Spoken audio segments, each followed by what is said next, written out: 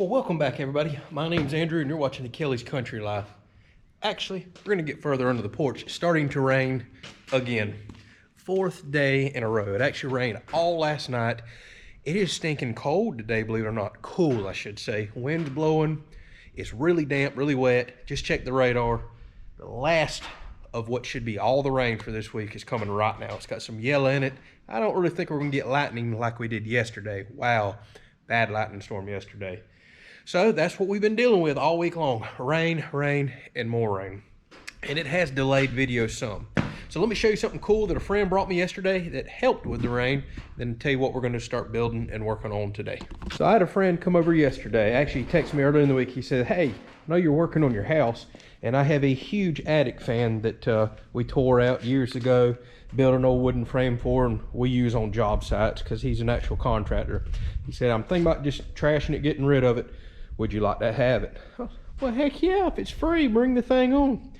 This thing moves a ton of air. Probably not the safest design with open and exposed blades, but it is what it is. It's just me here working, and I don't get near it. Here's the cool thing. Just yesterday, this entire area was underwater from all the rain. So I let this run for quite a while yesterday, and this morning there is only two little puddles left. Between the natural breeze and the tremendous amount of air that this puts off, this is going to be awesome for moving air in the house once it gets summertime and I'm in here working, and for drying off the slab until I get everything sheathed in. But I thought that was pretty awesome of him to give this to me. Now the thing of it is, it's powerful, and I can only run just it on that extension cord, I'm afraid, because it comes from way over there. There's no way I'd try to run a 15 amp circular saw or a miter saw and this thing right here. But when I'm inside doing trim and paint down the road, this is going to be perfect to stick in one of these doorways, open all the windows, and really pull a draft through the house. So I thought that was so cool. And this thing is so big, it's got a starting capacitor to get it going. But neat, really neat. So what are we working on today? Obviously not old fans. So if you watched the last episode, we've got all the studs in now on either side of the windows. So today, it's all about windows. We've got to put in our jack studs, cripple studs, window seals, and start building some very, and I mean very beefy headers out of 2x10 material. So we're going to take a quick look at the plans. I'm going to show you what the engineer has drawn up, and we're going to start framing in windows. I'm really excited about this episode, because this is going to get the house a really neat look, and y'all are going to get to see how the windows are going to be set up for that view out there. All right, so let's see if we can go over this with as windy as it is. So this is the front of the house. As you can see, we're going to do custom trapezoid windows up top, and then we're going to put two 36-inch wide windows side by side here and here to kind of make the appearance of one big window, one big window. So the plans may be hard to read. It says it wants double 2x6 studs on either side of the window openings, even though the plans only show one. But I'm going to go with what's written there, and I've already doubled what I'm calling the king studs up. Seems like you'd really want that support anyways to keep stuff from bowing out. And the plans also call for 2x10 headers. So that's what we're going to have to do here. So let's go figure out the design. I'm going to match the angle of this up with the truss, which is exactly what the architect kind of drew it as. We want everything to look visually good to the eye. So there's going to be a little bit of math involved figuring all that out today. These windows right here are going to be easy. So what we're going to start with is building our jack studs, building our first header, do our window seal, and then from that header up determines height, location, and all of our trapezoid windows. So let's get started on these bottom windows first.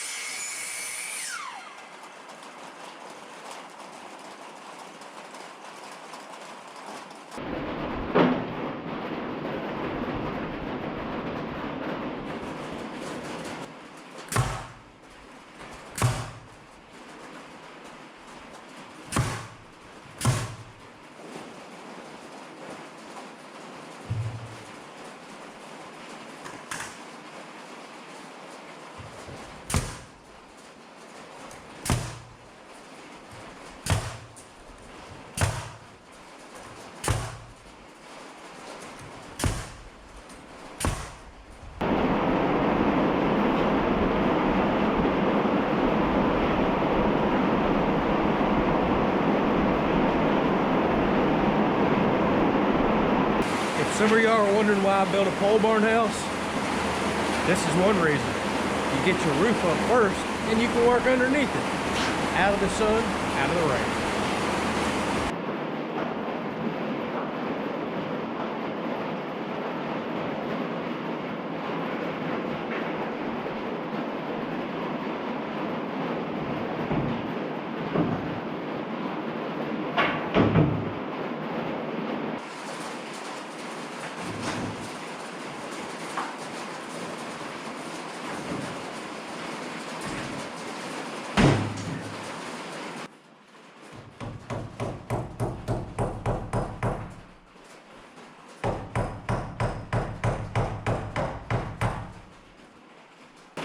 So if y'all can even hear me, somebody asked me a while back to explain crowning stud. That's where you put the bow to the outside or all in the same direction so you don't wind up with bows like this. I'm surprised nobody's asked me recently, but you can't crown when you cut an angle on a piece of wood like this. You can't crown actually out there. You have to crown on the bench because once I cut this angle, the board can only go one direction. But I'm still making sure that all my bows are going to the outside or same direction, which is what's most important.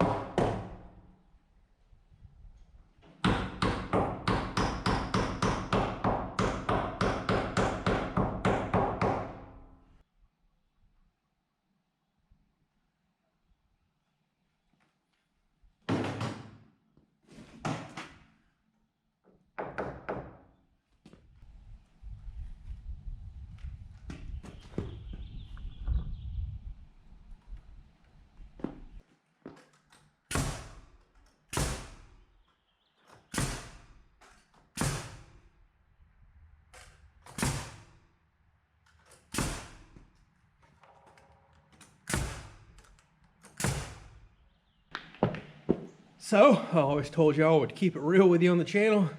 I messed up. I just did my quick measurements, was getting ready to start building my headers, and realized somehow I have managed to have this one stud too far over. So now I've got to tear this jack stud back out, put another full length stud here, then put the jack stud back. We'll be exactly where we need to be. So I figured I'd at least take this time to show y'all. A while back I was telling you about that cat's paw crowbar that a contractor let me borrow, and I loved it, So I wound up finding one made by Crescent. Feels really heavy duty, but it's got kind of that bird beak on both ends. This thing is so nice. It digs in the wood even easier than that other one. Check that out. Gets right in the wood, pulls these nails out. So at least I'm getting to use my new tool, not really the way that I wanted to use it. But holy moly, that works so good.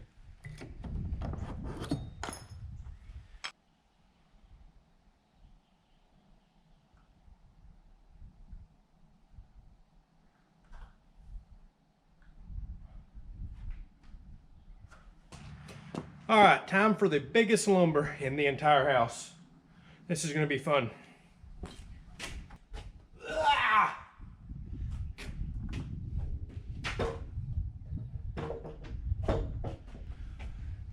Now that's a hunk of wood.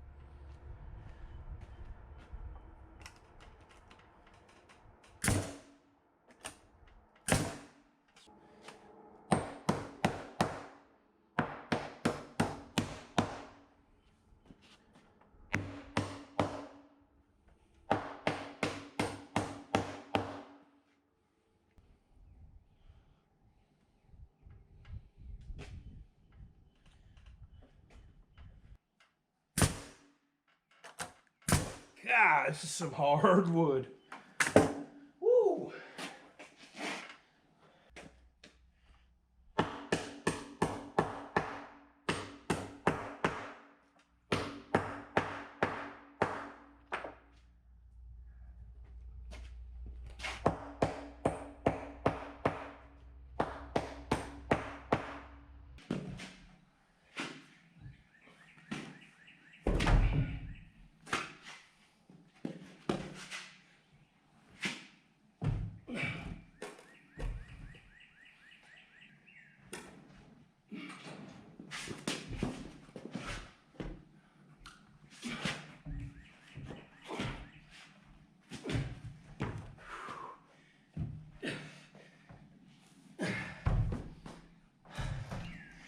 Oh, praise Jesus. Yeah. That thing's got to weigh 80 to 100 pounds. I mean, that's got to be 300 pounds. That wasn't no problem.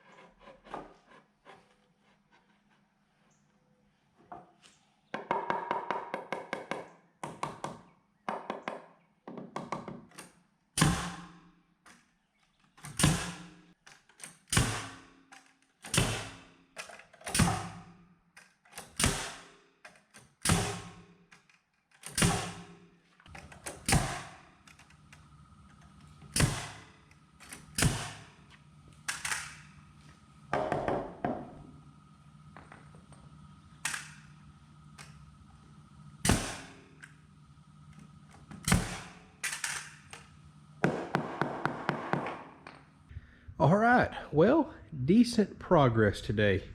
It's getting late in the afternoon. I've got to go tend to the garden, a few other things to take care of, so I think we're at a good stopping point. I was hoping to get the other windowsill in, but we can save that for another day. So those extremely heavy headers are up, nailed in, ready to go. One window's complete with the windowsill fully nailed in. So tomorrow, next episode, we'll get this other windowsill in, and then we've got to start figuring out how to build these headers exactly where we want to put them, the height of the windows, and how in the world we're going to get a 100-pound header up there, because I'm not so sure my rope and pulley really wants to handle that, because that's something I'm going to have to sleep on tonight. We still got a long ways to go. Still have to finish nailing, toe nailing in all the studs, strapping and putting plates on them. Eventually we have to get this wall level, bolt it to the truss, so it's going to be many, many more episodes working on this alone right here. Well, I hope you enjoyed this episode. As you can see, we're making progress, and this gives you your first good visual, somewhat, of how the windows are going to look. Once we get all headers up and window sills in, it'll give you a really good idea of the view that we're going to have off the back porch.